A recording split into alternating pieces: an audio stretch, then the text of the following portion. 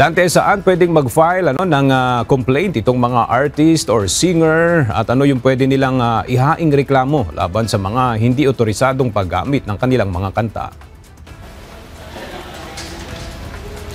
Magandang tanghali, Aga. Maaari namang magsampa sa piskalya o kaya sa korte at kaugnay ng paglabag dito sa Intellectual Property Rights Act. At dito naman sa Commission on Elections o COMELEC, pwede rin na maghain ng reklamo. Ito kasi ang magiging hudyat sa komisyon para sila ay gumawa ng aksyon.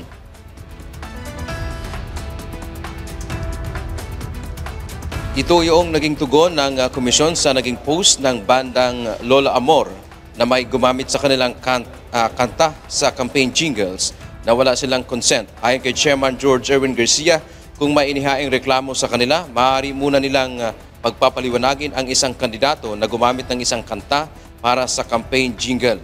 Kung hindi ito sasagot ay kasong election offense ang kakaharapin ng isang kandidato.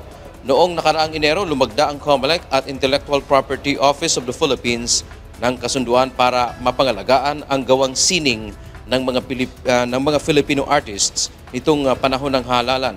Binigyang din ng COMELEC hindi pwedeng nakawin ang likhang sining ng iba sa layon lamang na makakuha sila ng boto mula sa mga botante.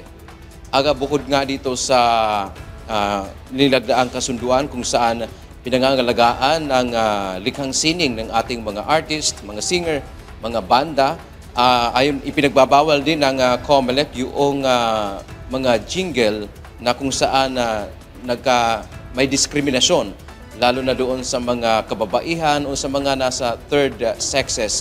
At ang sinabi pa dito ng COMELEC, bawal din yung mga jingle na may double meaning. Meron na kasi silang pinatanggal dito kung saan ang isang kandidato ay naglabas ng jingle na medyo sinasabi nga ng COMELEC, bawal kasi ang pambabastos dito sa paglalabas ng campaign jingle sa panahon ng eleksyon. Mabuti nga lang at yun ay inalis din noong kandidato dahil kung hindi ay masasampahan sana siya ng kaukulang kaso ng komisyon. Yan man ang ating update mula dito sa Maynila. Balik sa iyo, Aga. Maraming salamat, Dante Amento.